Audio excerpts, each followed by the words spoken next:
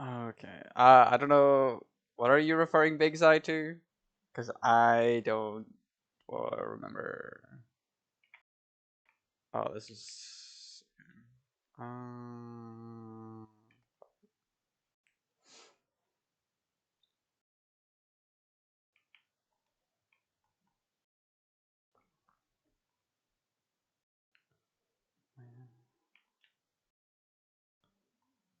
Okay. Uh. Okay. Yeah. This is the final boss. Uh. I. Okay. I don't know what to say. It's obviously big spoilers. So we can't open this door. So we have to do instead is this.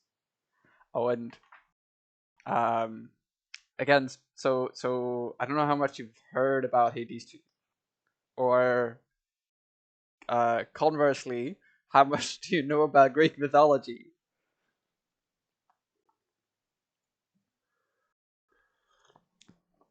Okay, Greek mythology is a clusterfuck. Um, in the first Hades game,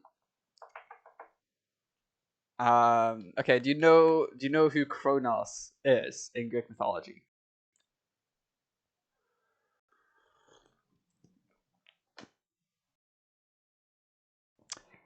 Right. So the main villain of Hades 2 is Kronos, and Kronos is the final boss, and or as far as I know, Kronos is the final boss. I haven't beaten him yet at all, but he's the god or he's the titan of time. You cannot pause the game in the final boss fight because Kronos will literally just be like, "No, you cannot pause." Like that's a time power that belongs to him, and I needed to get a sip of tea in. So here we are. It is pretty cool.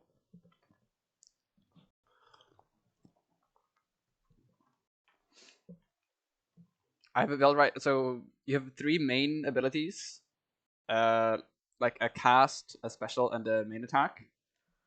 And for this run, it's focused around using my cast a lot, and using a heavy special attack.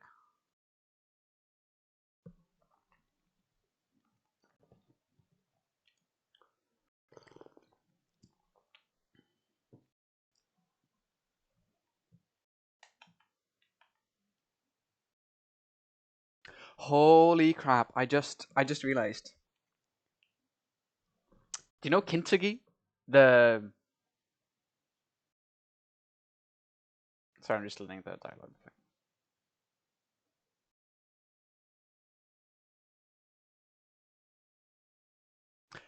Right. Do you know kintsugi? It's a Japanese craft or art where they use. Okay, I'm gonna try to pull this up actually. See if I can do that. Kintsugi, they is a Japanese thing where they uh take old pottery and things like that, and then oh, okay, okay, okay, okay. Okay. Yes, yes, yes, yes, yes, yes, yes. Exactly. So I'm just gonna put it up because I found a window for it anyways. Uh, display here, here. Okay. So yeah, exactly. This is Kintsugi, right? And the as Melinoi just alluded to, in original Greek myth, Kronos was cut into pieces by the Greek gods and thrown into the deepest pits of Tartarus, which is probably why he here has the golden stuff. Oh, that's so cool. That's so extremely cool. Okay. Uh Focus.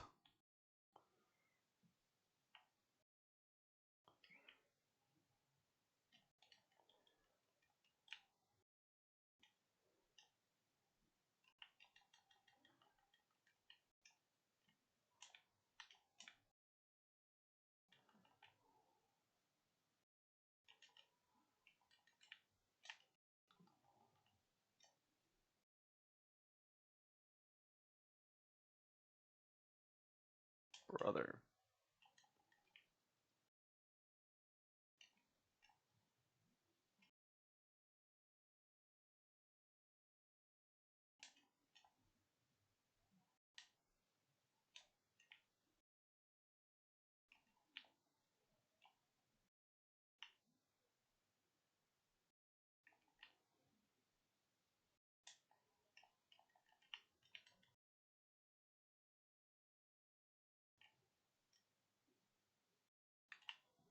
So I have a mana resource, and you can get different ways to regain mana. Um, but the buff that I have this run for regaining mana is if I stand completely still, I regain mana, which yeah,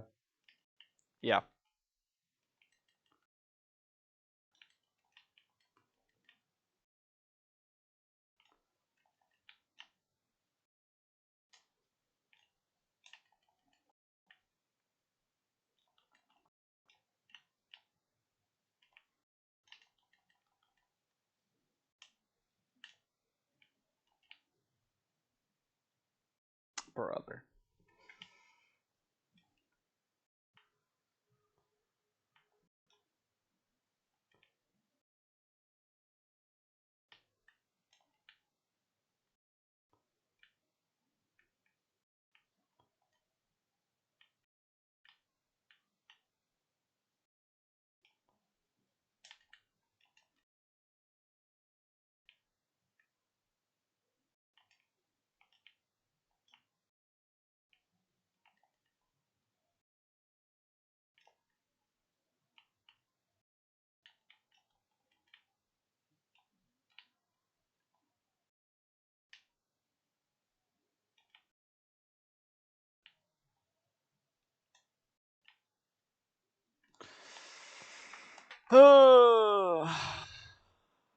I just don't know his patterns yet at all.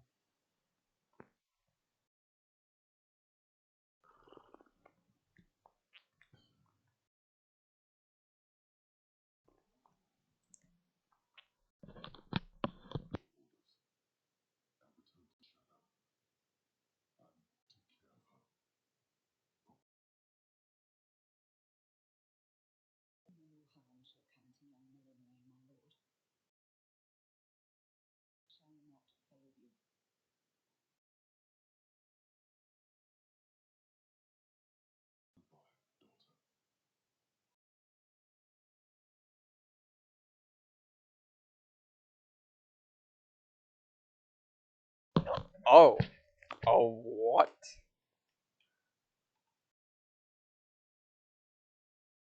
Oh, we can't look at the photo. Hades cannot sprint. What?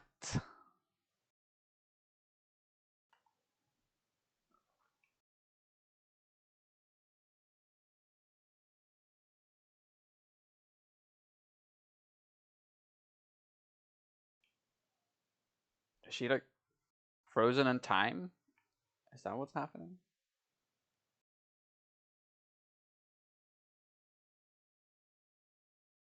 Nothing else here. They're all frozen in time.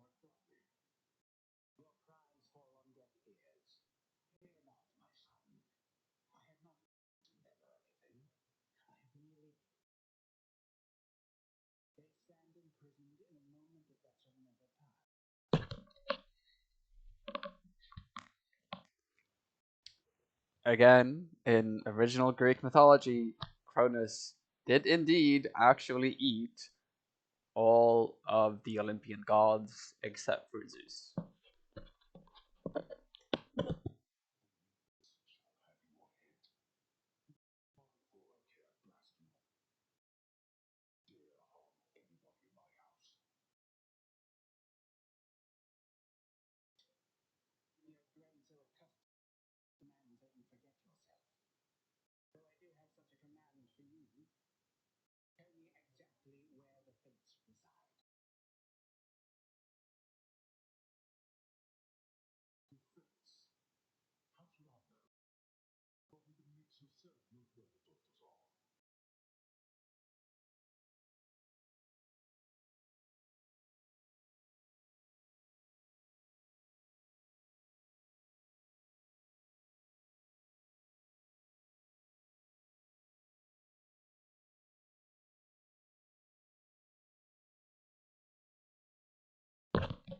And we're back.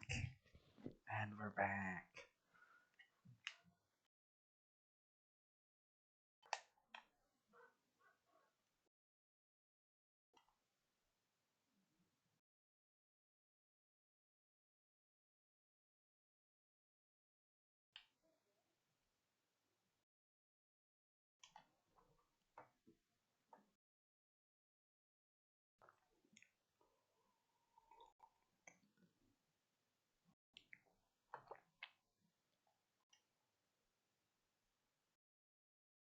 The player character is Melinoe.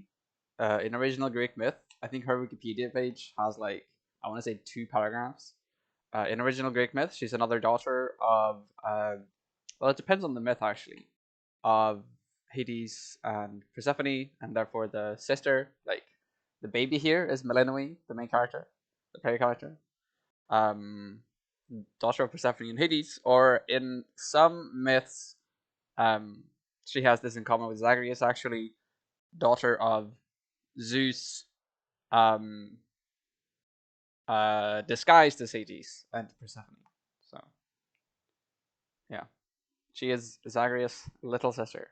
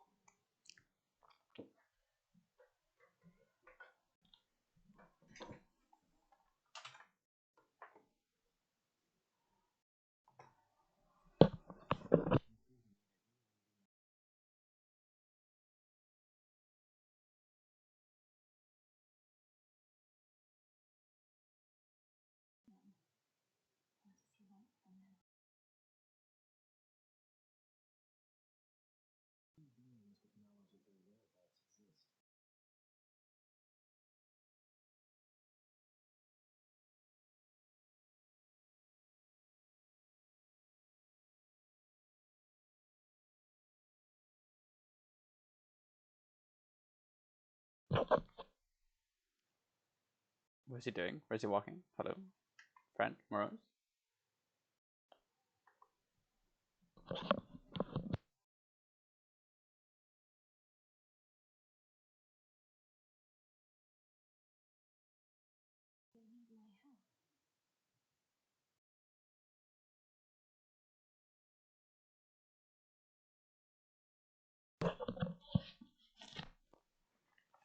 I really like this actually. I in the first game, the fated list was basically just a gameplay mechanic, right? Here, they're playing it into the story as well, and the three fates trying to locate, like communicating with you through it. That's pretty cool.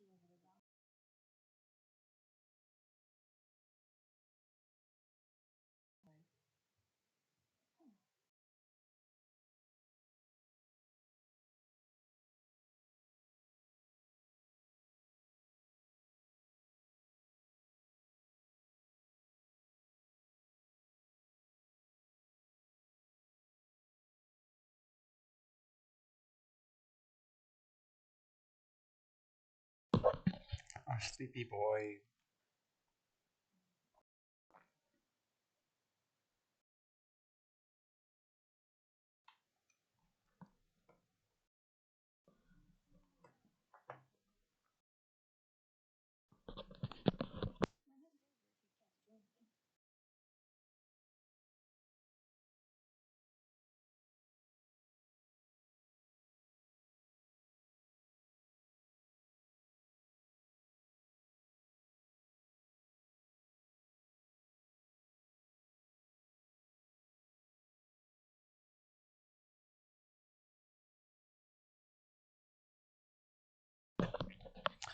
Wait, his horns. They've been talking about his horns this whole time, as if he's really like horned.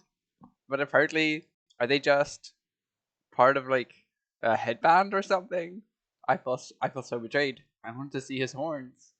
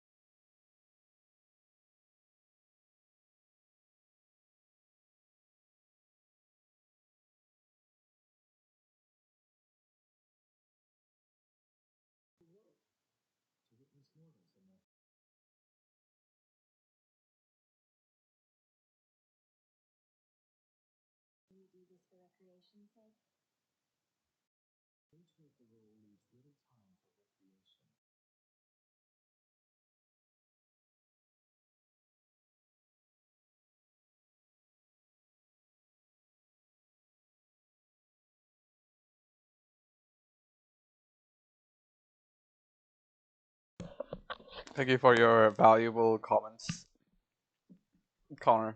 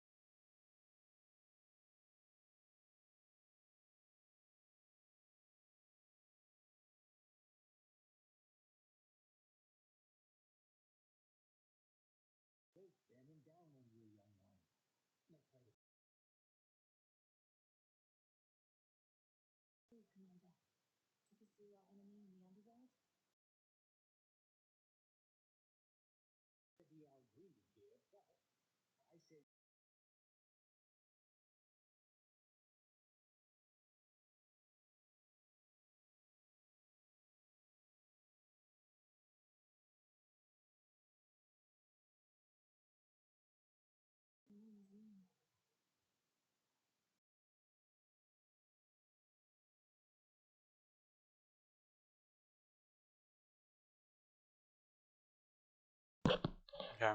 I might just stay on this screen until I finish eating and then swap over to Dracula. So put on some music and we'll just watch the moon together.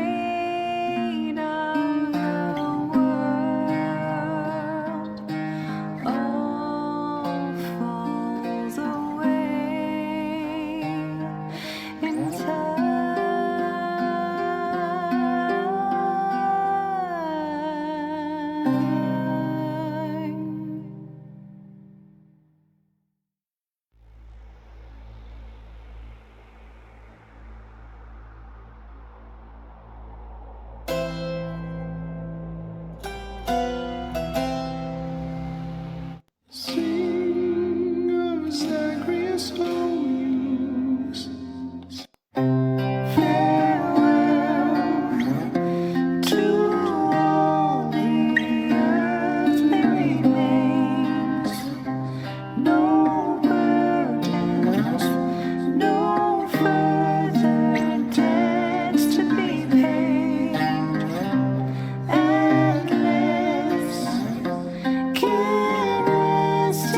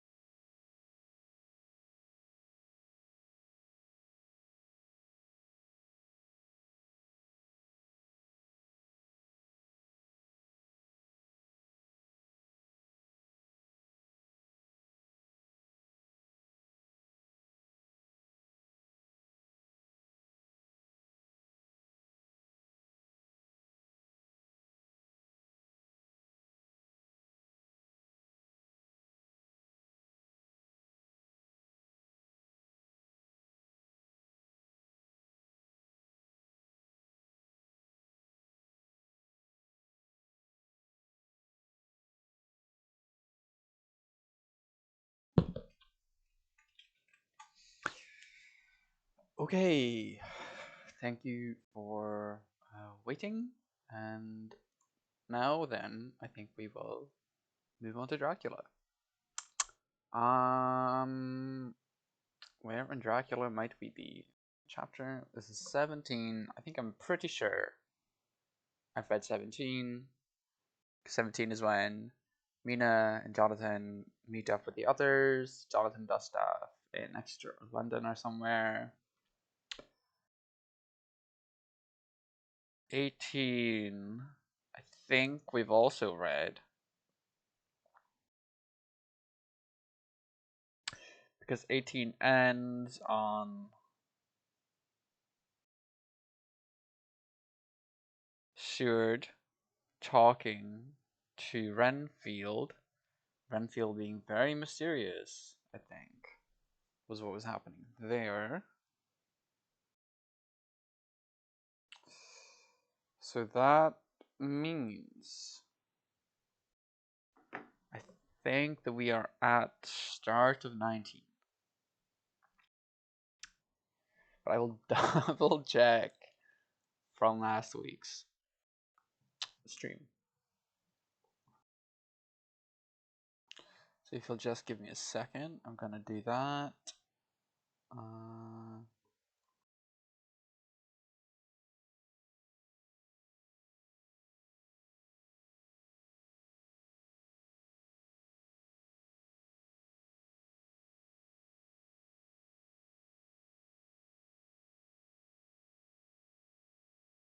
yeah, that seems to be correct. So, starting at 19. Yeah, so 17 and 18 was just a bit of talking. Renfield was acting weird at the end, but it was basically the guys, the crew, the group laying some plans about how to storm Dracula's castle. Well, house. I don't think he has a castle in England. But without further ado, let us start. Chapter 19. Jonathan Harker's Journal. 1st October, 5 a.m. I went with the party to search. I went with the party to the search with an easy mind, for I think I never saw Mina so absolutely strong and well. I am so glad that she consented to hold back and let us men do the work. Somehow it was a dread to me that she was in this fearful business at all. But now that her work is done, and that it is due to her energy and brains and foresight that the whole story is put together in such a way that every point tells, she may well feel that her part is finished and that she can henceforth leave the rest to us. We were, I think, all a little upset by the scene with Mr. Renfield. When we came away from his room, we were silent till we got back to the study. Then Mr. Morris said to Dr. Seward, "See, Jack, if that man wasn't attempting to bluff, he's about the sanest lunatic I ever saw. I'm not sure, but I believe that he had some serious purpose, and if he had, it was pretty rough on him not to get a chance." Lord Godalming and I were silent, but Dr. Van Helsing added, "Friend John, you know more of lunatics than I do, and I'm glad of it. for I fear that if it had been to me to decide, I would, before that last hysterical outburst, have given him free. But we live and learn, and in our present task we must take no chance, as my friend Quincy would say. All is best as they are. Dr. Seward seemed to answer them both in a dreamy kind of way.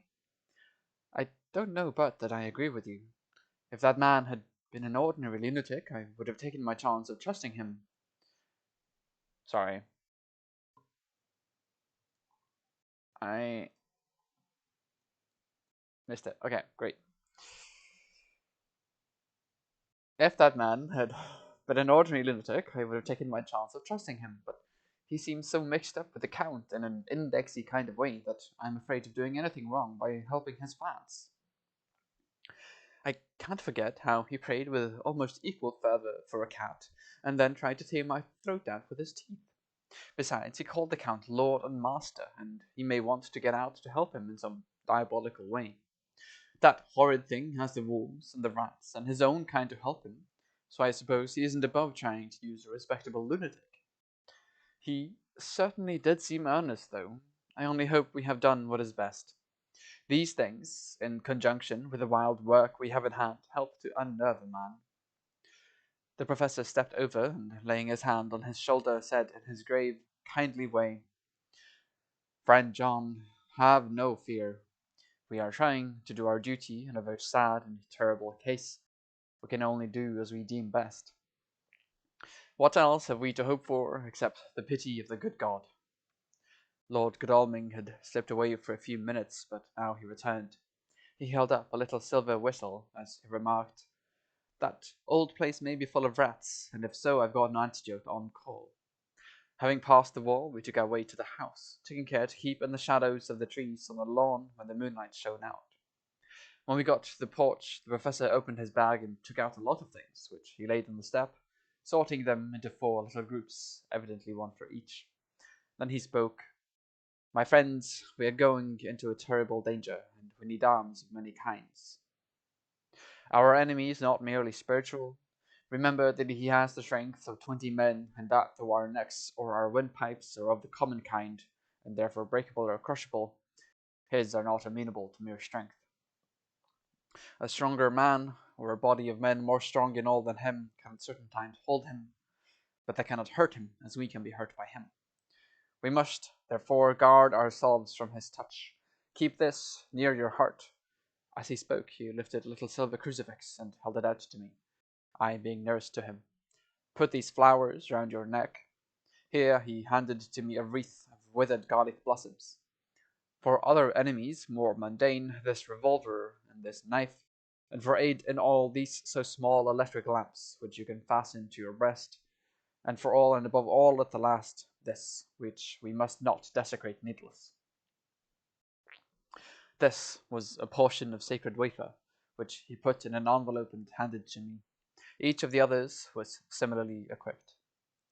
"Now," he said, "friend John, where are the skeleton keys? If so that we can open the door, we need not break house by the window, as before at Miss Lucy's." Dr. Seward tried 1 or 2 of the skeleton keys, his mechanical dexterity as a surgeon standing him in good stead. Presently he got one to suit. After a little play back and forward, the bolt yielded, and with a rusty clang shot back. We pressed on the door, the rusty hinges creaked, and it slowly opened.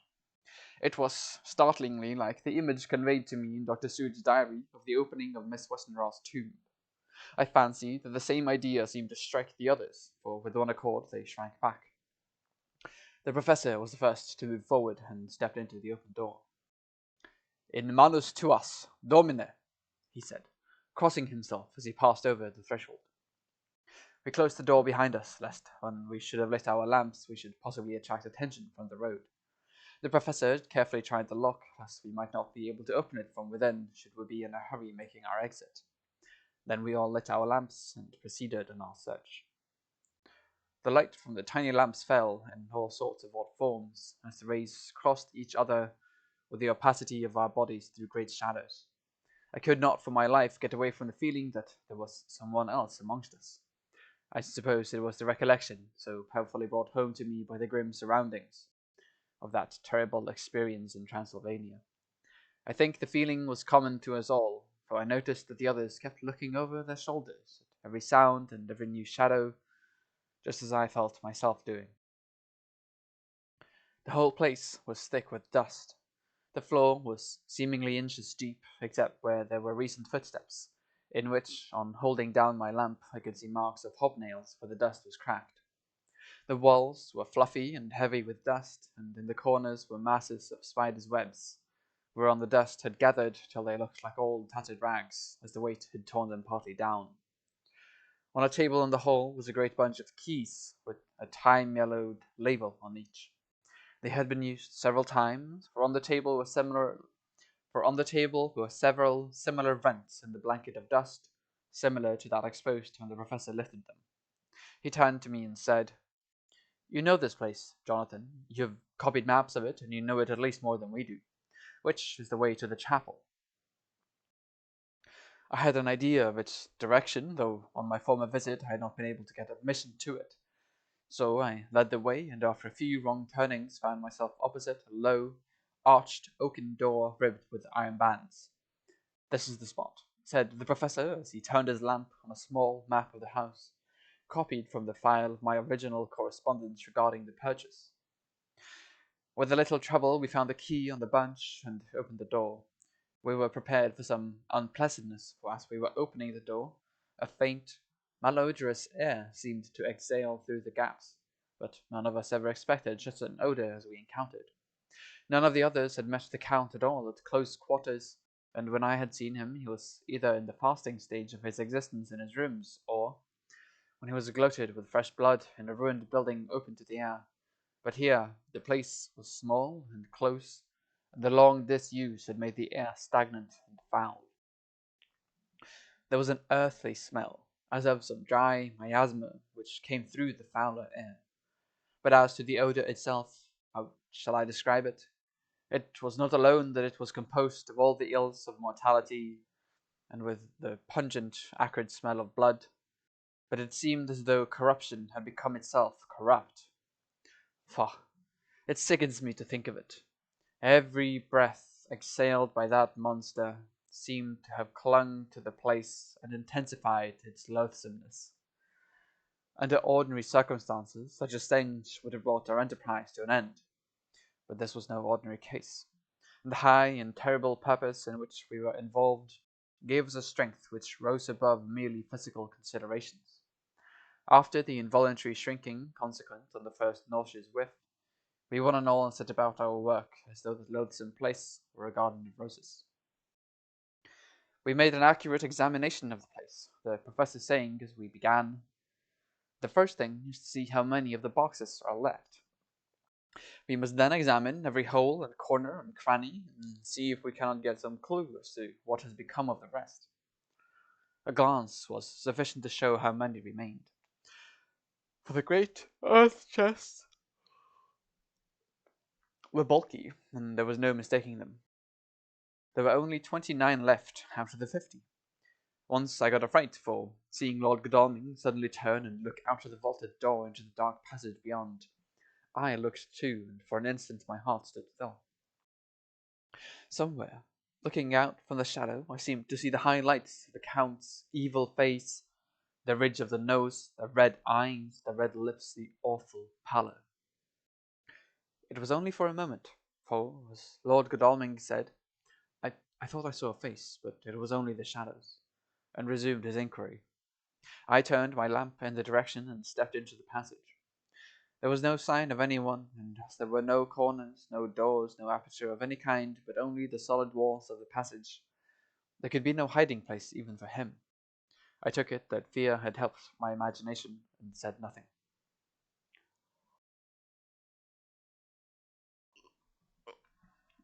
A few minutes later, I saw Morris step suddenly back from a corner which he was examining. We all followed his movements with our eyes, for undoubtedly some nervousness was growing on us, and we saw a whole mass of phosphorescence which twinkled like stars. We all instinctively drew back. The whole place was becoming alive with rats. For a moment or two we stood appalled, all save Lord Godalming, who was seemingly prepared for such an emergency. Rushing over to the great iron-bound oaken door which Dr. Seward had described from the outside, and which I had seen myself, he turned the key in the lock, drew the huge bolts, and swung the door open. Then, taking his little silver whistle from his pocket, he blew a low, shrill call. It was answered from behind Dr. Seward's house by the yelping of dogs, and after about a minute 3 terriers came dashing round the corner of the house.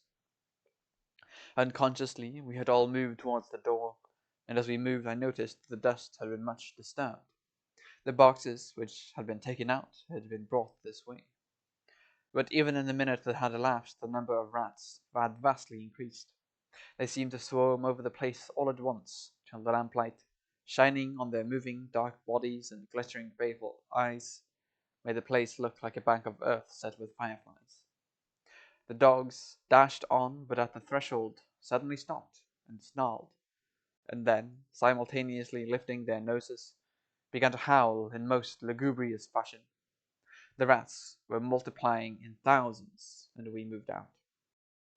Lord Godalming lifted one of the dogs, and carrying him in, placed him on the floor. The instant his feet touched the ground he seemed to recover his courage, and rushed at his natural enemies. They fled before him so fast that before he had shaken the life out of his score, the other dogs, who had by now been lifted in the same manner, had but small prey ere the whole mass had vanished. With their going, it seemed as if some evil presence had departed, for the dogs frisked about and barked merrily as they made sudden darts at their prostrate foes, and turned them over and tossed them in the air with vicious shakes. We all seemed to find our spirits rise. Whether it was the purifying of the deadly atmosphere by the opening of the chapel door, or the relief which we experienced by finding ourselves in the open, I know not, but most certainly the shadow of dread seemed to slip from us like a robe, and the occasion of our coming lost something of its grim significance, though we did not slacken a whit in our resolution. We closed the outer door and barred and locked it, and bringing the dogs with us, began our search of the house. We found nothing throughout except dust and extraordinary proportions, and all untouched save for my own footsteps when I had made my first visit.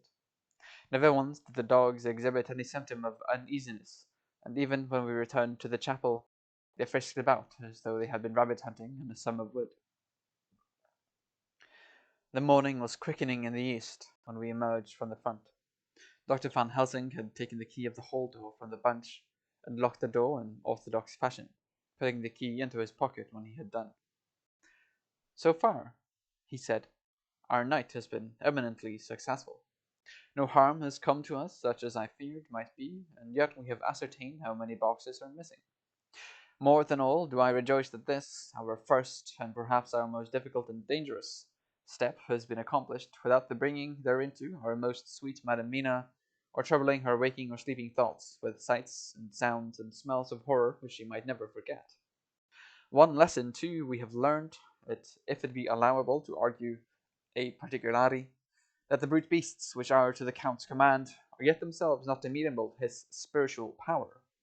For look, these rats that would come to his call, just as from his castle top he summoned the wolves to your going, and to that poor mother's crying that they come to him, they run pell-mell from the so little dogs of my friend Arthur. We have other matters before us, other dangers, other fears, and that monster, he has not used his power of the brute world for the only or the last time tonight. So be it that he has gone elsewhere. Good, it has given us opportunity to cry check, in some ways, in this chess game, which we play for the stake of human souls. But now let us go home. The dawn is close at hand, and we have reason to be content with our first night's work. It may be ordained that we have many nights and days to follow, if full of peril, but we must go on, and from no danger shall we shrink." The house was silent when we got back, save for some poor creature who was screaming away in one of the distant wards, and a low, moaning sound from Renfield's room. The poor wretch was doubtless torturing himself, after the manner of the insane, with needless thoughts of pain. I came tiptoe into our own room, and found Mina asleep, breathing so softly that I had to put my ear down to hear it. She looks paler than usual. I hope the meeting tonight has not upset her. I'm truly thankful that she is to be left out of our future work and even of our deliberations. It is too great a strain for a woman to bear. I did not think so at first, but I know better now.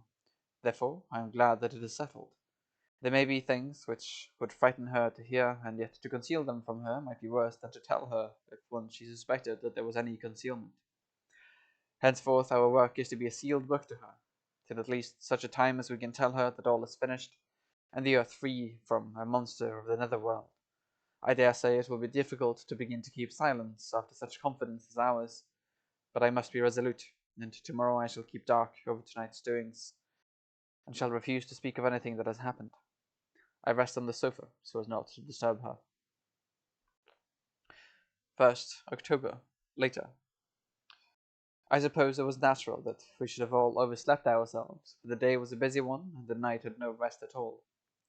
Even Mina must have felt its exhaustion, for though I slept till the sun was high, I was awake before her, and had to call 2 or 3 times before she awoke. Indeed, she was so sound asleep that for a few seconds she did not recognize me, but looked at me with a sort of blank terror, as one who has been waked out of a bad dream. She complained a little of being tired, and I let her rest later in the day. We now know of 21 boxes having been removed, and if it be that several were taken in any of these removals, we may be able to trace them all. Such will, of course, immensely simplify our labour, and the sooner the matter is attended to, the better.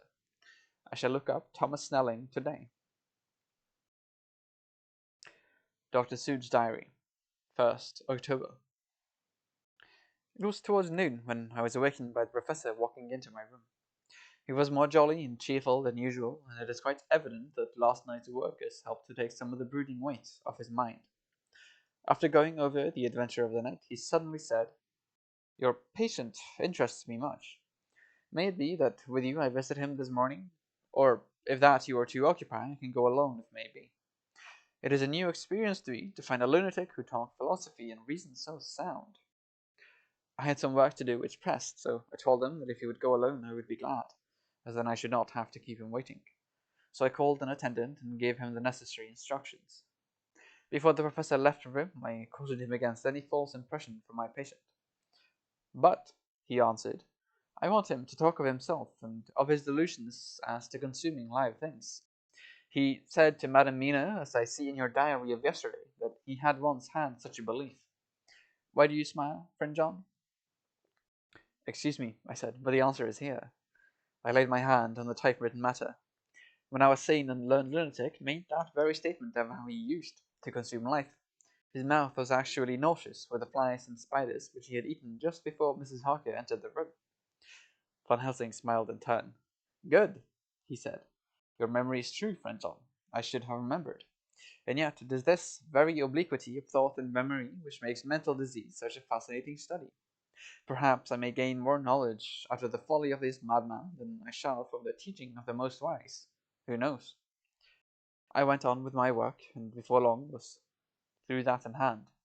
It seemed that the time had been very short indeed, but there was Van Helsing back in the study. "Do I interrupt?" he asked politely as he stood at the door. "Not at all," I answered. "Come in. My work is finished and I am free. I can go with you now if you like." "It is Needles. I have seen him." "Well?" "I fear that he does not appraise me much. Our interview was short. When I entered his room, he was sitting on a stool in the center, with his elbows on his knees, and his face was the picture of sullen discontent. I spoke to him as cheerfully as I could, and with such a measure of respect as I could assume. He made no reply whatever. "Don't you know me?" I asked. His answer was not reassuring. "I know you well enough. You're the old fool Van Helsing.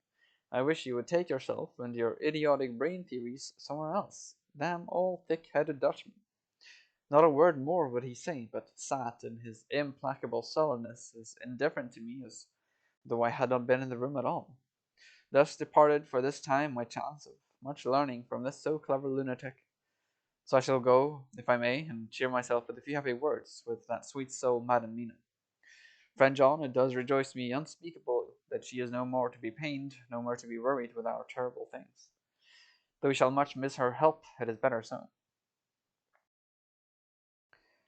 I agree with you with all my heart, I answered earnestly, for I did not want him to weaken in this matter. Mrs. Harker is better out of it.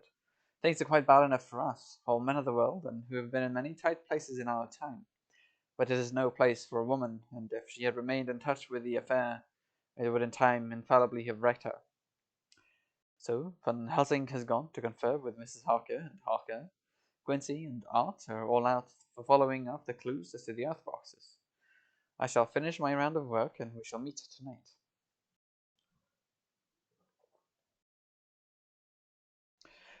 Mina Harker's Journal, 1st October. It is strange to me to be kept in the dark as I am today, after Jonathan's full confidence for so many years, to see him manifestly avoid certain matters, and those the most vital of all. This morning I slept late, after the fatigues of yesterday, and though Jonathan was late too, he was the earlier. He spoke to me before he went out, never more sweetly or tenderly, but he never mentioned a word of what had happened in a visit to the Count's house. And yet he must have known how terribly anxious I was. Poor dear fellow, I suppose it must have distressed him even more than it did me. They all agreed that it was best that I should not be drawn further into this awful work, and I acquiesced. But to think that he keeps anything from me, and now I'm crying like a silly fool, when I know it comes from my husband's great love and from the good wishes of those other strong men. That has done me good. Well, some day Jonathan will tell me all, unless it should ever be that he should think for a moment that I kept anything from him. I still keep my journal as usual. Then, if he has feared of my trust, I shall show it to him, with every thought of my heart put down for his dear eyes to read. I feel strangely sad and low-spirited today. I suppose that is the reaction from the terrible excitement. Last night I went to bed when the men had gone, simply because they told me to. I didn't feel sleepy, and I did feel full of devouring anxiety. I kept thinking over everything it has been ever since Jonathan came to see me in London, and it all seems like horrible tragedy, with fate pressing on relentlessly to some destined end. Everything that one does seems, no matter how right it may be, to bring on the very thing which is most to be deplored. If I hadn't gone to Whitby, perhaps poor dear Lucy would be with us now. She hadn't taken to visiting the churchyard till I came, and if she hadn't come there in the daytime with me, she wouldn't have walked there in her sleep, and if she hadn't gone there at night in her sleep, that monster couldn't have destroyed her as she did. Oh, why did I ever go to Whitby? There now, crying again. I wonder what has come over me today. I must hide it from Jonathan, for if he knew that I had been crying twice in one morning, I who never cried on my own account, and whom he has never caused to shed a tear, the dear fellow would fret his heart out. I should put a bold face on, and if I do feel weepy, he shall never see it.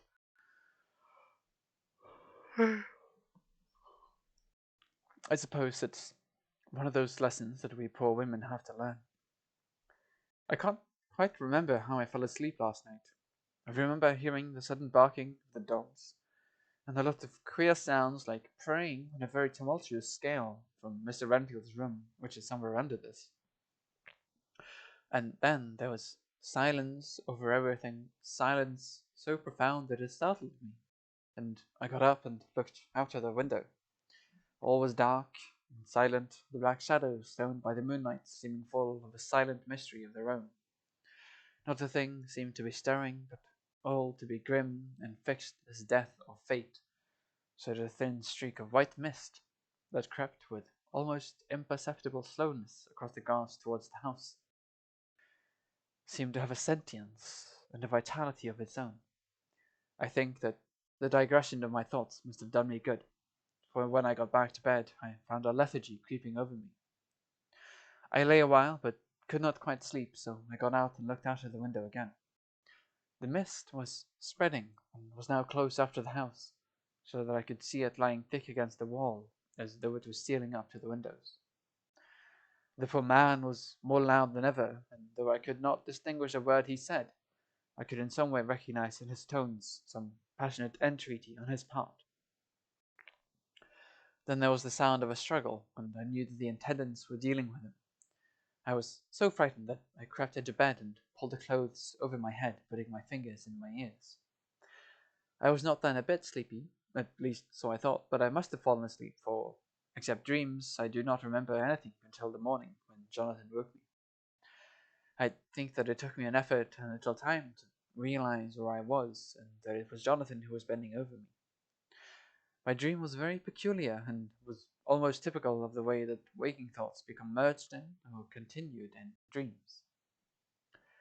I thought that I was asleep and waiting for Jonathan to come back. I was very anxious about him, and I was powerless to act. My feet and my hands and my brain were weighted, so that nothing could proceed at the usual pace. And so I slept uneasily and thought. Then it began to dawn upon me that the air was heavy and dank and cold. I put back the clothes from my face and found to my surprise that all was dim around. The gaslight, which I had left lit for Jonathan but turned down, came only like a tiny red spark through the fog, which had evidently grown thicker and poured into the room.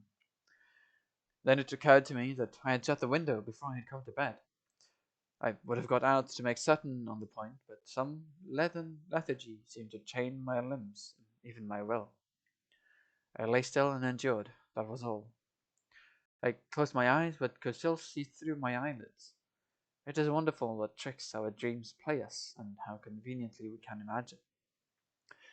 The mist grew thicker and thicker, and I could see now how it came in, for I could see it like smoke, or with the white energy of boiling water, pouring in not through the window, but through the joinings of the door.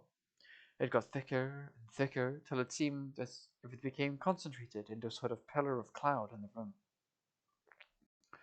And through it all came the scriptural words, a pillar of cloud by day and of fire by night. Was it indeed some such spiritual guidance that was coming to me in my sleep? But the pillar was composed of both the day and the night guiding, for the fire was in the red eye, which at the thought got a new fascination for me, till, as I looked, the fire divided and seemed to shine on me through the fog like two red eyes, such as Lucy told me of in her momentary mental wandering when, on the cliff, the dying sunlight struck the windows of St. Mary's Church. Suddenly the horror burst upon me that it was thus that Jonathan had seen those awful women growing into reality through the whirling mist in the moonlight, and in my dream I must have fainted, for all became black darkness. The last conscious effort which imagination made was to show me a livid, white face bending over me out of the mist. I must be careful of such dreams, for they would unseat one's reason if there were too much of them. I would get Dr. Van Hussing or Dr. Sood to prescribe something for me which would make me sleep, only that I fear to alarm them. Such a dream at the present time would become woven into their fears for me. Tonight I shall strive hard to sleep naturally. If I do not, I shall tomorrow night get them to give me a dose of chloral. That cannot hurt me for once, and it will give me a good night's sleep. Last night tired me more than if I had not slept at all.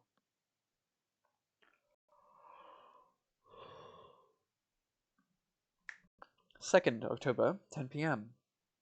Last night I slept, but did not dream. I must have slept soundly, for I was not waked by Jonathan coming to bed. But the sleep has not refreshed me, for today I feel terribly weak and spiritless. I spent all yesterday trying to read or lying down dozing. In the afternoon, Mr. Renfield asked if he might see me.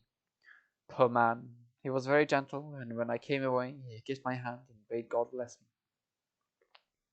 Some way it affected me much. I'm crying when I think of him. This is a new weakness, of which I must be careful. Jonathan would be miserable if he knew I had been crying. He and the others were out till dinner time, and they all came in tired. I did what I could to brighten them up, and I suppose that the effort did me good, for I forgot how tired I was. After dinner, they sent me to bed, and all went off to smoke together, as they said, but I knew that they wanted to tell each other what had occurred to each during the day. I could see from Jonathan's manner that he had something important to communicate. I was not so sleepy as I should have been, so before they went I asked Dr. Seward to give me a little opiate of some kind, as I had not slept well the night before.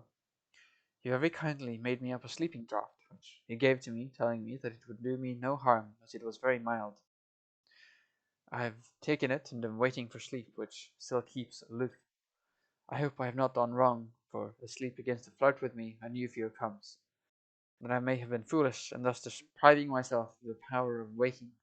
I might want it. Here comes sleep. Good night.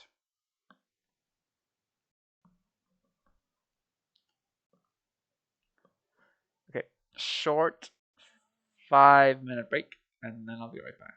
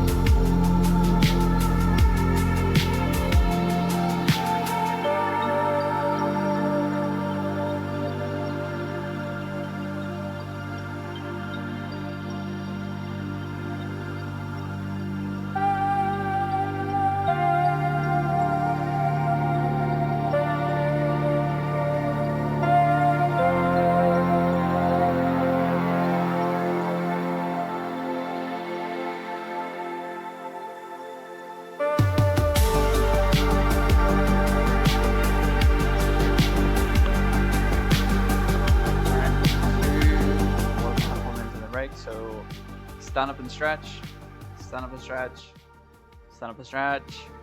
I'm serious.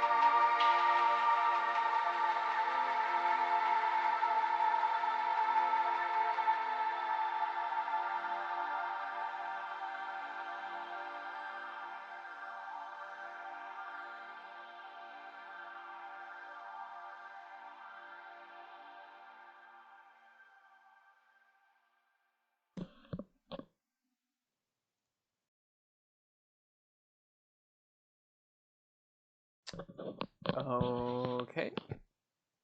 I think we should just resume. It's on the right screen. It's all good, all good. All right.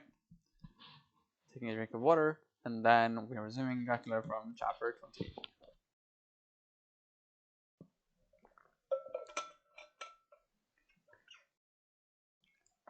Chapter 20. Jonathan Harker's Journal. 1st October, evening. I found Thomas Snelling in his house at Bethnal Green, but unhappily he was not in a condition to remember anything. The very prospect of beer which my expected coming had opened to him had proved too much, and he had begun too early on his expected debauch. I learned, however, from his wife, who seemed a decent, poor soul, that he was only the assistant to Smollett, who of the two mates was the responsible person. So off I drove to Walworth, and found Mr. Joseph Smollett home in his shirt sleeves, taking a late tea out of a saucer. He is a decent, intelligent fellow, distinctly a good, reliable type of workman, and with a headpiece of his own. He remembered all about the incident of the boxes, and from a wonderful dog's-eared notebook, which he produced from some mysterious receptacle about the seat of his trousers, and which had hieroglyphical entries in thick, half-obliterated pencil, he gave me the destinations of the boxes. There were, he said, 6 in the cartload which he took from Carfax and left at 197 Chickson Street, Mile End, Newtown, and another 6 which he deposited at Jamaica Lane, Bermondsey. If then the Count meant to scatter these ghastly refuges of his over London, these places were chosen as the first of delivery, so that later he might distribute more fully. The systematic manner in which this was done made me think that he could not mean to confine himself to 2 sides of London. He was now fixed on the far east of the northern shore, on the east of the southern shore, and on the south. The north and west were surely never meant to be left out of his diabolical scheme, let alone the city itself, and the very heart of fashionable London in the southwest and west. I went back to Smollet and asked him if he could tell us if any other boxes had been taken from Carfax. He replied, and was sorry for the accent, "Well, governor, you've treated me very handsome." I had given him half a sovereign. "And I'll tell you all I know. I heard a man by the name of Bloxham say 4 nights ago, and the renowned in Finch's Alley, as how he and his mate had a rare dusty job in an old house at Perfect. There ain't a many such jobs as this here, and I'm thinking that maybe Sam Bloxham could tell you something." I asked if he could tell me where to find them. I told him that if you could get me the address, it would be worth another half sovereign to me. So he gulped down the rest of his tea and stood up, saying that he was going to begin the search then and there. By the door he stopped and said, "Look here, governor, there ain't no sense in me keeping you here. I may find Sam soon, or I mayn't, but anyhow, he ain't like to be in a way to tell you much tonight. Sam's a rare one when he starts in the booze. If you can give me an envelope with a stamp on it and put your address on it, I'll find out where Sam is to be found and post it to you tonight. But you'd better up order in soon in the morning, or maybe you won't catch him, for Sam gets off main early, never mind the booze the night afore." It's so all over the place, that accent. This was all practical, so one of the children went off with a penny to buy an envelope and a sheet of paper to keep the change. When she came back, I addressed the envelope and stamped it, and when Smollet had again faithfully promised to post the address when found, I took my way to home. We're on the track, anyhow. I'm tired tonight and want sleep. Mina is fast asleep, and looks a little too pale. Her eyes look as though she had been crying. Poor dear. I've no doubt it frets her to be kept in the dark, and it may make her doubly anxious about me and the others. But it is best as it is. It is better to be disappointed and worried in such a way now than to have her nerve broken. The doctors were quite right to insist on her being kept out of this dreadful business. I must be firm, for on me this particular burdens of silence must rest. I shall not ever enter on the subject with her under any circumstances. Indeed, it may not be a hard task, after all, for she herself became reticent on the subject, and has not spoken of the Count or his doings ever since we told her of our decision. 2nd October, evening. A long and trying and exciting day. By the first post, I got my directed envelope with a dirty scrap of paper enclosed, or which was written with a carpenter's pencil and a sprawling hand, Sam Bloxon, Corcoran's 4, Potter's Court, Bartle Street, Walworth. Ask for the deputy. I got the letter in bed and rose without waking Mina. She looked heavy and sleepy and pale and far from well. I determined not to wake her, but that, when I should return from this new search, I would arrange for her going back to Exeter. I think she would be happier in our own home, with her daily tasks to interest her, than in being here amongst us and in ignorance. I only saw Dr. Seward for a moment, and told him where I was off to, promising to come back and tell the rest as soon as I should have found out anything. I drove to Walworth and found, with some difficulty, Potter's Court. Mr. Smollett's spelling misled me, so I asked for Potter's Court instead of Potter's Court. However, when I had found the court, I had no difficulty in discovering Corcoran's lodging house. When I asked the man who came to the door for the pint, he shook his head and said, I don't know. There ain't no such person here. I never heard of him in all my bloomin' days. Don't believe there ain't anybody of that kind living here or anywheres. I took out Smollett's letter, and as I read it, it seemed to me that the lesson of spelling of the name of the court might guide me. What are you? I asked. I'm the deputy, he answered. I saw at once that I was on the right track. Phonetic spelling had again misled me. A half-crown tip put the deputy's knowledge at my disposal, and I learned that Mr. Bloxham, who had slept off the remains of his beer on the previous night at Corcoran's, had left for his work at Poplar at 5 o'clock that morning. He could not tell me where the place of work was situated, but he had a vague idea that it was some kind of a new-fangled warehouse, and with this slender clue I had to start for Poplar. It was 12 o'clock before I got any satisfactory hint of such a building, and this I got at a coffee shop, where some workmen were having their dinner. One of these suggested that there was being erected at Cross Angel Street a new cold storage building, and as this suited the condition of a newfangled warehouse, I at once drove to it. An interview with the surly gatekeeper and the surlier foreman, both of whom were appeased with the coiner of the realm, put me on the track of Bloxham. He was sent for on my suggesting that I was willing to pay his day's wages to his foreman for the privilege of asking him a few questions on a private matter. He was a smart enough fellow, though rough of speech and bearing. When I had promised to pay for his information and given him an earnest, he told me that he had made 2 journeys between Carfax and a house in Piccadilly, and had taken from this house to the latter 9 great boxes, main heavy ones, with a horse and cart hired by him for this purpose. I asked him if he could tell me the number of the house in Piccadilly, to which he replied, Well, governor, I forgets the number, but it was only a few doors down from a big white church, or something of the kind, not long built. It was a dusty old house too, though nothing to the dustiness of the house we took the blown boxes from. How did you get into the house, if they were both empty? There was the old party what engaged me awaitin' in the house at Purfleet. He helped me to lift the boxes and put them in the drain. Curse me, but he was the strongest chap I ever struck. And him a old feller, with a white moustache, one that thing you would think you couldn't throw a shatter. How the phrase thrilled through me. Why, he took up his end of the boxes like they was piles of tea, and me a puffin' and a blowin' afore I could upend mine anyhow, and I'm no chicken neither. How did you get into the house in Piccadilly? I asked. He was there too. He must have started off and got there for me, for when I rung the bell he came and opened the door himself and helped me to carry the boxes into the hall. The whole 9? I asked. Yes, there was 5 in the first load and 4 in the second. It was main dry work, and I don't so well remember how I got home. I interrupted him. Were the boxes left in the hole? Yes, there was a big hole, and there was nothing else in it. I made one more attempt to further matters. You didn't have any key. Never used no key nor nothing. The old gent, he opened the door himself and shut it again when I drove off. I don't remember the last time, but that was the beer. And you can't remember the number of the house? No, sir, but you needn't have no difficulty about that. It's a iron with a stone front with a bow on it, and 9 steps up to the door. I know them steps, having had to carry the boxes up, but 3 loafers would come round to earn a copper. The old gent give them shillings, and they seen they got so much, they wanted more. but he took one of them by the shoulder and was like to throw him down the steps till the lot of them went away cussing.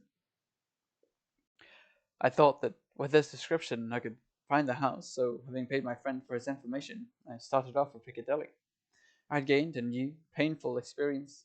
The Count could, it was evident, handle the earth boxes himself.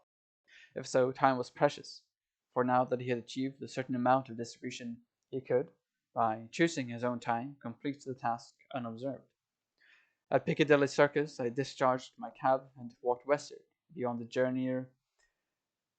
Junior Constitutional, I came across the house described and was satisfied that this was the next of the lairs arranged by Dracula. The house looked as though it had been long untenanted. The windows were encrusted with dust and the shutters were up.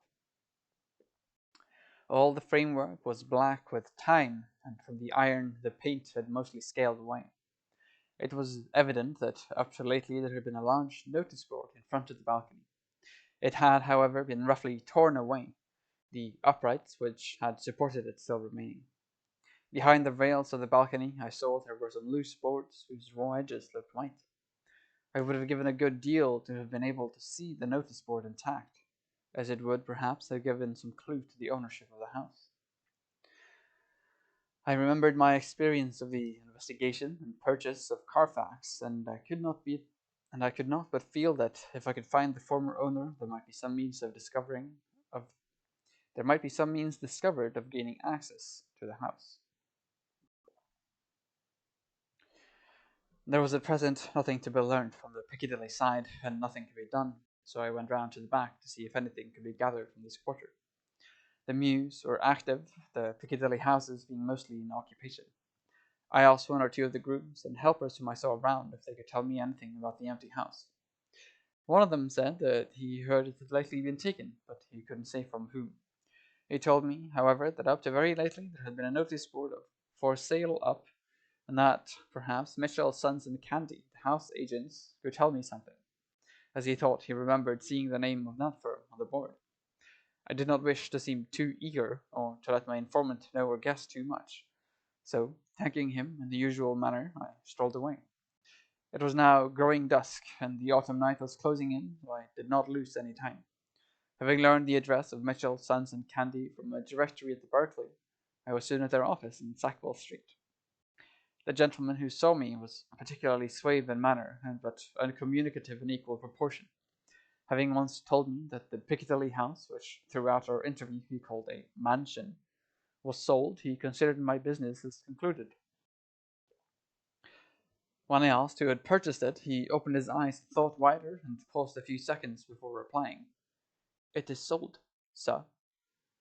"Pardon me," I said with equal politeness, "but I have a special reason for wishing to know who purchased it."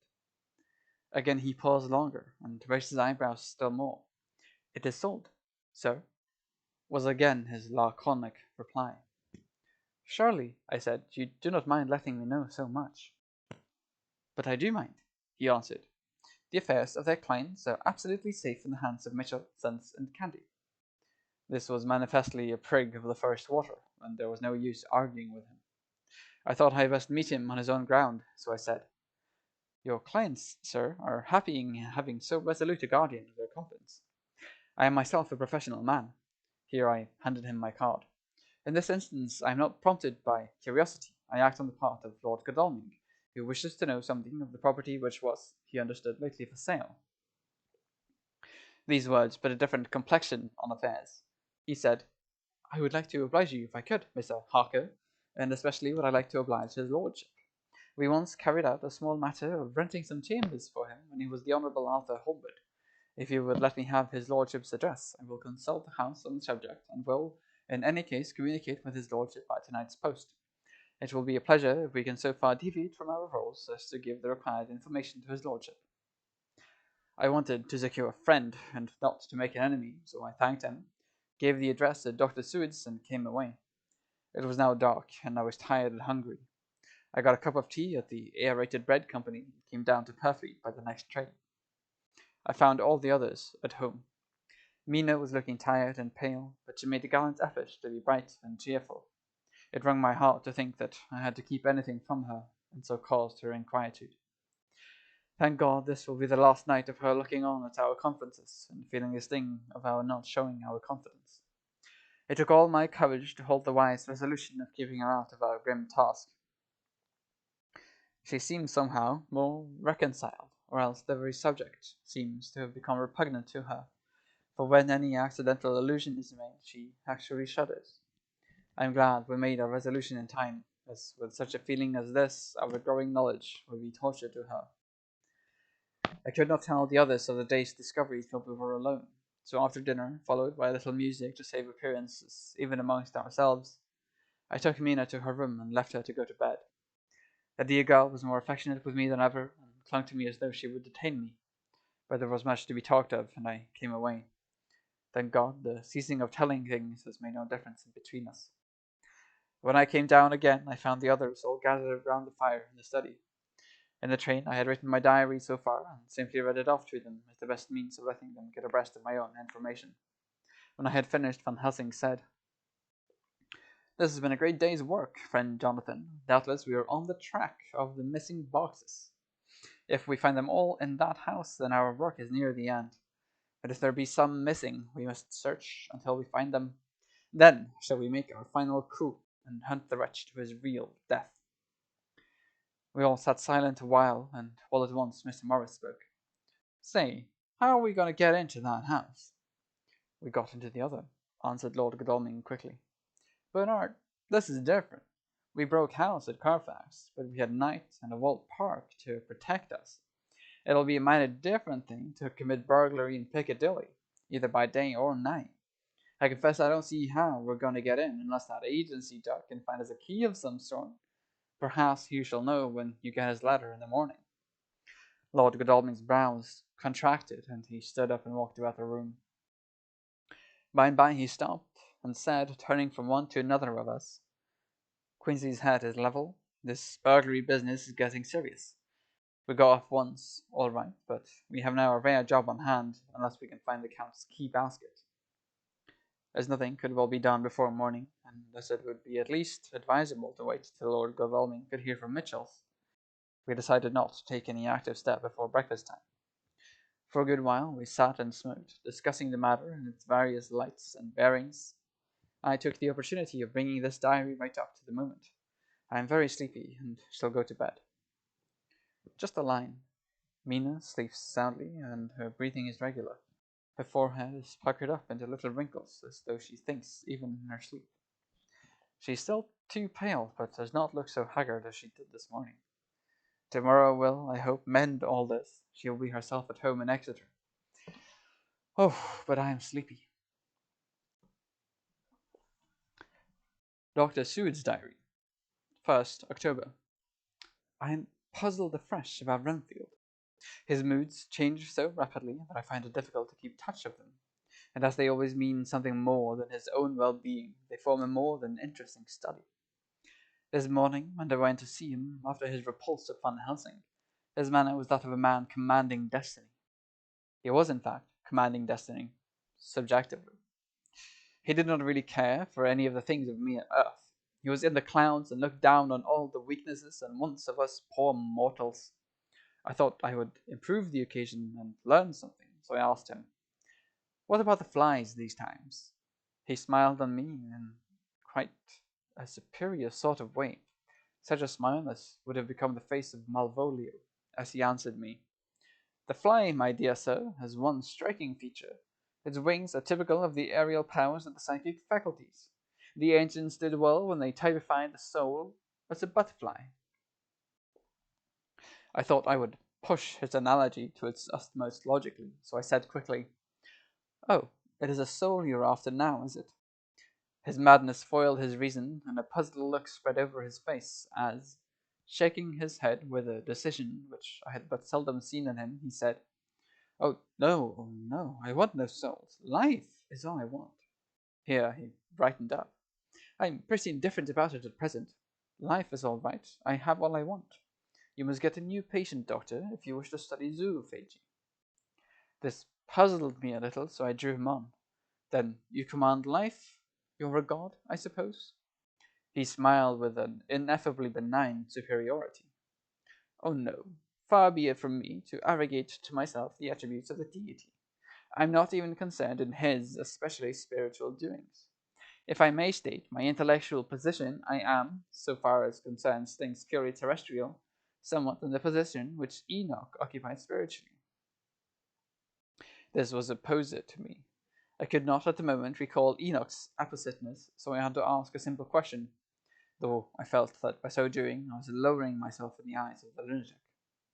And why? And why with Enoch? Because he walked with God. I could not see the analogy, but did not like to admit it, so I harked back to what he had denied. So you don't care about life, and you don't want souls. Why not? I put my question quickly and somewhat sternly, on purpose to disconcert him. The effort succeeded. For an instant he unconsciously relapsed into his old servile manner, bent low before me, and actually fawned upon me as he replied. I don't want any souls, indeed, I don't. I couldn't use them. If I had them, they would be no manner of use to me. I couldn't eat them, or... He suddenly stopped, and the old cunning look spread over his face, like a wind sweep on the surface of the water. And, doctor, as to life, what is it after all? When you've got all you require, and you know that you will never want, that's all. I have friends, good friends, like you, Dr. Seward. This was said with a leer of inexpressible cunning. I know that I shall never lack the means of life. I think that through the cloudiness of his insanity he saw some antagonism in me, for he at once fell back on the last refuge of such as he, a dogged silence. After a short time I saw that for the present it was useless to speak to him. He was sulky, and so I came away. Later in the day he sent for me.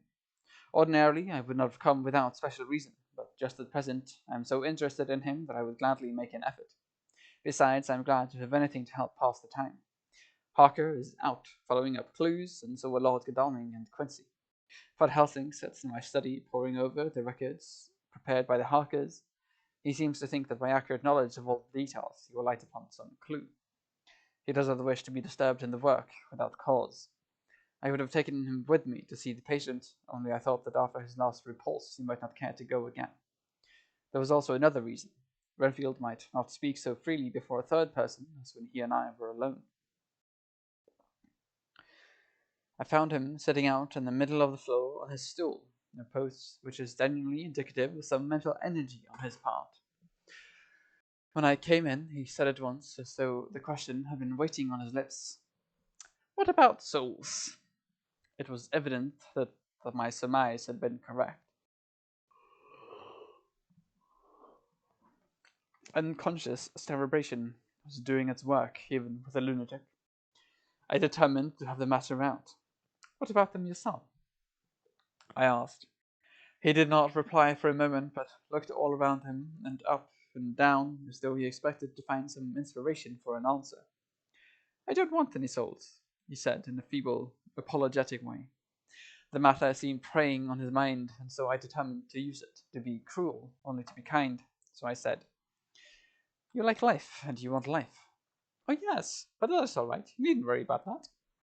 "But," I asked, "how are we to get the life without getting the soul also?" This seemed to puzzle him, so I followed it up.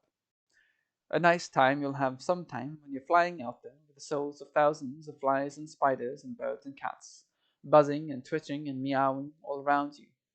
You've got their lives, you know, and you must put up with their souls."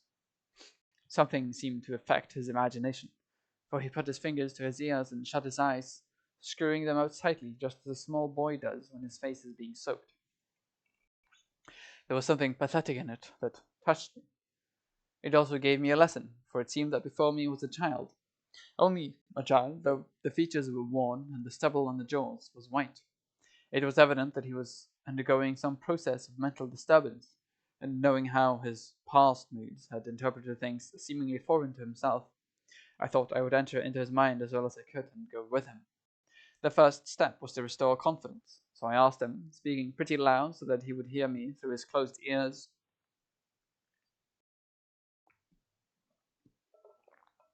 "Would you like some sugar to get your flies round again?" He seemed to wake up all at once and shook his head. With a laugh he replied, "Not much. Flies are poor things after all." After a pause he added, "But I don't want their souls buzzing round me, all the same." Or spiders, I went on. Blue spiders. What's the use of spiders? There's nothing in them to eat, or... He stopped suddenly, as though reminded of a forbidden topic. So, I thought to myself. This is the second time he has suddenly stopped at the word drink. What does it mean? Renfield seemed himself aware of having made a lapse, for he hurried on as though to distract my attention from it. I don't take any stock at all in such matters. Rats and mice and such small deer, as Shakespeare has it, chicken feed of the larder, they might be called. I am past all that sort of nonsense. You might as well ask a man to eat molecules with a pair of chopsticks, as to try to interest me about the lesser carnivora which I know of what is before me. I see, I said. You want big things that you can make your teeth meet in? How would you like to breakfast on an elephant? What ridiculous nonsense you are talking. He was getting too wide awake, so I thought I would press him hard. I wonder, I said reflectively, what an elephant's soul is like. The effect I desired was obtained, for he at once fell from his high horse and became a child again. I don't want an elephant's soul, or any soul at all, he said. For a few moments he sat despondently. Suddenly he jumped to his feet, with his eyes blazing and all the signs of intense cerebral excitement. To hell with you and your souls, he shouted. Why do you plague me about souls? Haven't I got enough to worry and pain and distract me already without thinking of souls? He looked so hostile that I thought he was in for another homicidal fit. So I blew my whistle. The instant, however, that I did so, he became calm and said apologetically, Forgive me, doctor. I forgot myself. You do not need any help. I'm so worried in my mind that I'm apt to be irritable. If you only knew the problem I have to face, and that I am working out, you would pity and tolerate and pardon me. Pray do not put me in a strait waistcoat. I want to think, and I cannot think freely when my body is confined. I'm sure you will understand. He had evidently self-control. So when the attendants came, I told them not to mind, and they withdrew. Renfield watched them go. When the door was closed, he said, with considerable dignity and sweetness, Dr. Seward, you've been very considerate towards me. Believe me that I'm very, very grateful to you. I thought it well to leave him in this mood, and so I came away. There's certainly something to ponder over in this man's state. Several points seem to make what the American interviewer calls a story, if one could only get them in proper order. Here they are. Will not mention drinking. Fears the thought of being burdened with the soul of anything. Has no dread of wanting life in the future. Despises the meaner forms of life altogether, though he dreads being haunted by their souls.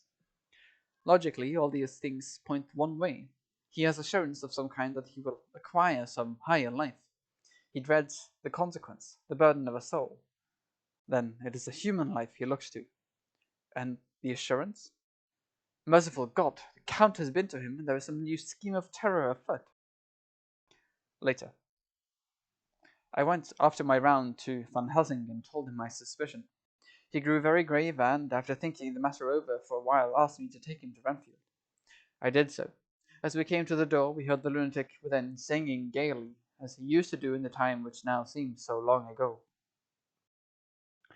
When we entered, we saw with amazement that he had spread out his sugar as of old. The flies, lethargic with the autumn, were beginning to buzz into the room.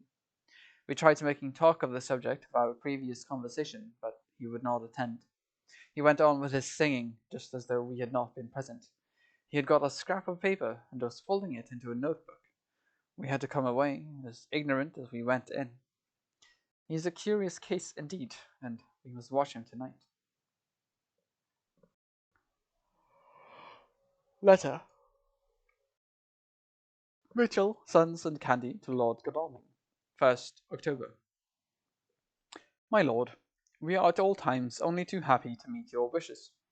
We beg, with regard to the desire of your lordship, expressed by Mr. Harker on your behalf, to supply the following information concerning the sale and purchase of number 347 Piccadilly. The original vendors are the executors of the late Mr. Archibald Winter Suffield. The purchaser is a foreign nobleman, Count de Ville, who effected the purchase himself, paying the purchase money and notes over the counter. If your lordship will pardon us using so vulgar an expression. Beyond this, we know nothing whatever of him. We are, my lord, your lordship's humble servants, Mitchell, Sons, and Candy. Dr. Sood's diary, 2nd October. I placed a man in the corridor last night and told him to make an accurate note of any sound he might hear from Renfield's room, and gave him instructions that if there should be anything strange he was to call me. After dinner, when we had all gathered round the fire in the study, Mrs. Harker having gone to bed, we had discussed the attempts and discoveries of the day. Harker was the only one who had any result, and we were in great hopes that his clue may be an important one. Before going to bed, I went round to the patient's room and looked in through the observation trap. He was sleeping soundly, and his heart rose and fell with regular respiration. This morning, the man on duty reported to me that a little after midnight he was restless and kept saying his prayers somewhat loudly. I asked him if that was all. He replied that it was all he heard. There was something about his manner so suspicious that I asked him point blank if he had been asleep. He denied sleep, but admitted to having dozed for a while. It is too bad that men cannot be trusted unless they are watched. Today Harker is out following up his clue, and Art and Quincy are looking after horses. Godalming thinks that it will be well to have horses always in readiness, for when we get the information which we seek there will be no time to lose.